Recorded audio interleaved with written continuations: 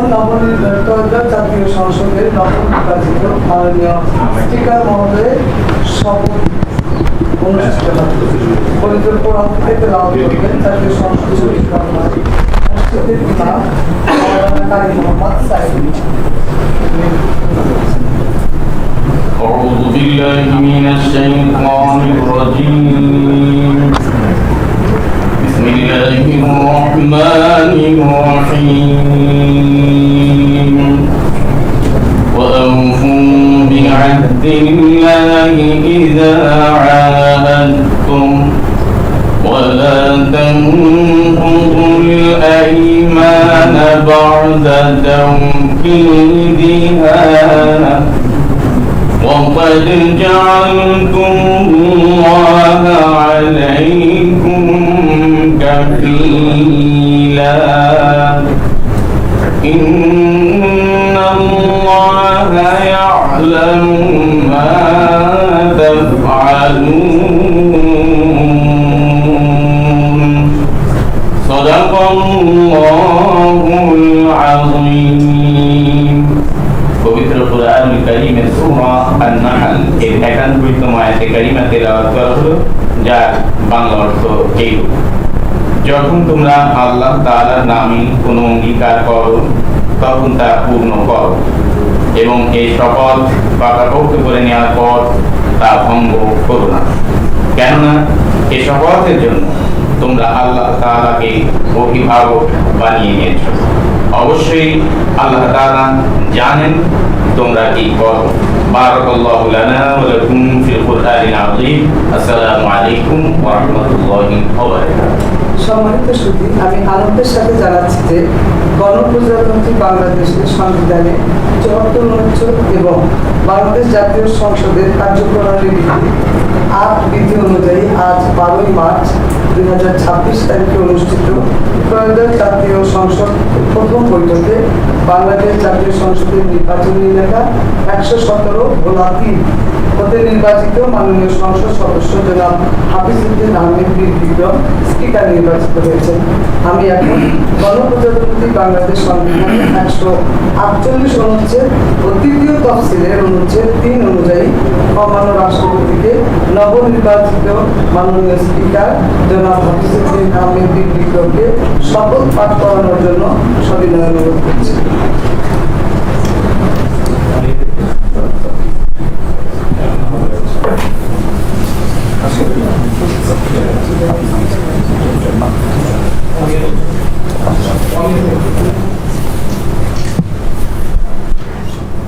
বিসমিল্লাহির রহমানির রহিম। আমি হাফিজউদ্দিন আহমেদ বীর বিক্রম সশস্ত্র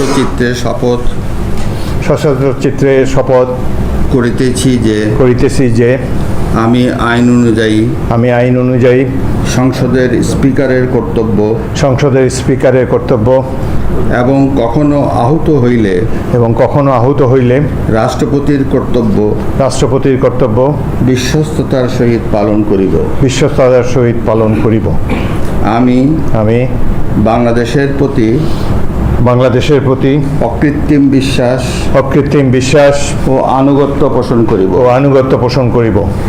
আমি সংবিধানের রক্ষণ সমর্থন ও নিরাপত্তা বিধান করিব এবং আমি ভীতি বা অনুগ্রহ অনুরাগ বা বিরাগের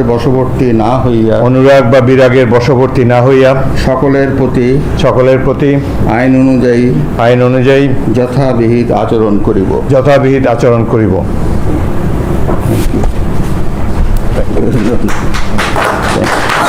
সাইন করতে হবে। আমি স্পিকার স্যারকে শপথ পত্রে স্বাক্ষর করার জন্য স্পিকার আমি করবো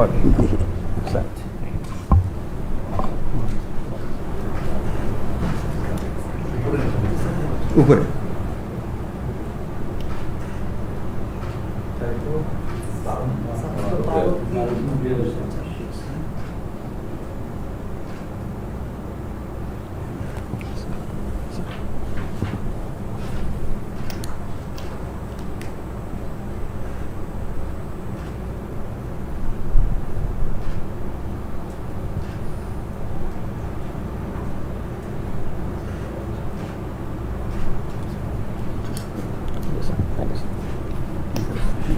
যে শপথপত্রে স্বাক্ষর এবং মহামান্য রাষ্ট্রপতি কর্তৃক প্রতিস্বাক্ষর সম্পন্ন হয়েছে।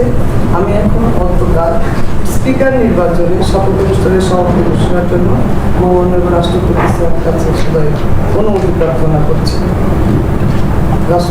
মহামান্য রাষ্ট্রপতি মাননীয় স্পিকারের শপথ অনুষ্ঠানে সম্পন্নের সবাই অনুমতি জ্ঞাপন করেছেন।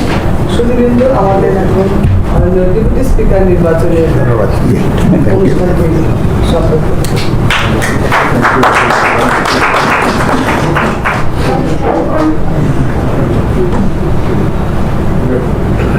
আসসালামু আলাইকুম। আজকের শপথ অনুষ্ঠানে উপস্থিত গণপ্রজাতন্ত্রী বাংলাদেশের মহামান্য রাষ্ট্রপতি, মাননীয় প্রধানমন্ত্রী, নবনির্বাচিত মাননীয় স্পিকার, ডেপুটি স্পিকার, মাননীয় চিফ হুইপ, মাননীয় হুইপবৃন্দ, অন্যান্য সুধীবৃন্দ, আসসালামু আলাইকুম।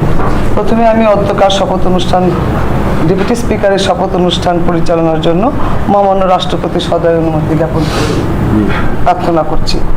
মাননীয় মহামান্য রাষ্ট্রপতি অনুমোদন ক্রমে মাননীয় ডেপুটি স্পিকার নির্বাচনের শপথের অনুষ্ঠানটি পরিচালনা করছি। আমি আনন্দের সাথে জানাচ্ছি যে গণপ্রজাতন্ত্রী বাংলাদেশের সংবিধানের ৭৪ অনুচ্ছেদ এবং বাংলাদেশ জাতীয় সংসদের কার্যপ্রণালী বিধির ৮ ও ৯ বিধি অনুযায়ী আজকে ১২ই মার্চ ২০২৬ তারিখে অনুষ্ঠিত ত্রয়োদশ জাতীয় সংসদের প্রথম বৈঠকে বাংলাদেশ জাতীয় সংসদের নির্বাচনী এলাকা ১৫৭ নেত্রকোনা ১ থেকে নির্বাচিত মাননীয় সংসদ সদস্য জনাব ব্যারিস্টার কায়সার কামালকে ডেপুটি স্পিকার হিসাবে নির্বাচন করা হয়েছে।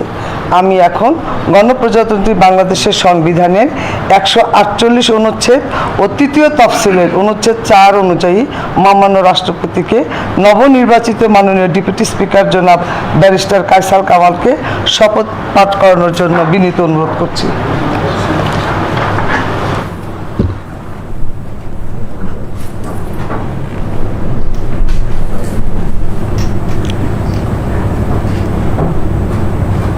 বিসমিল্লাহির রহমানির রহিম। বিসমিল্লাহির রহমানির রহিম।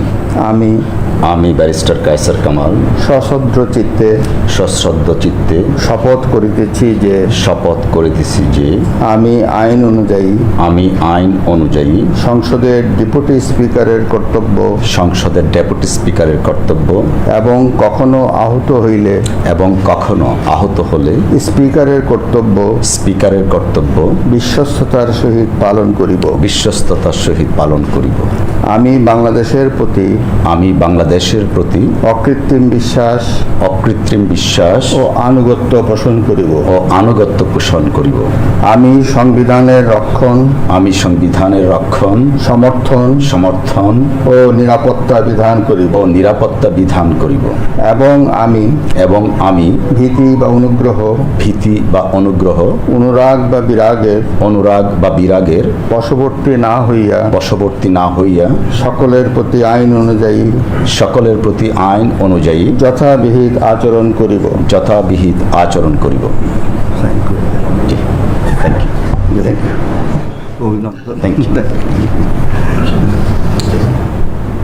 কলম প্লিজ।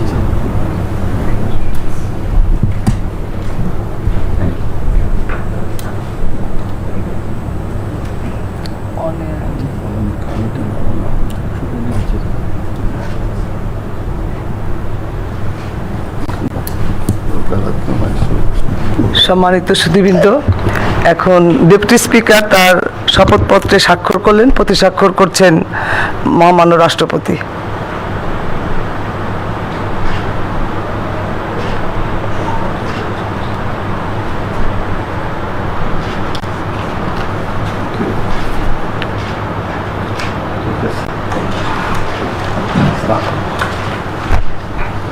আমি মহামান্য রাষ্ট্রপতির অনুমোদন ক্রমে আজকের এই শপথ অনুষ্ঠান এখানেই শেষ করার অনুমতি প্রার্থনা করছি।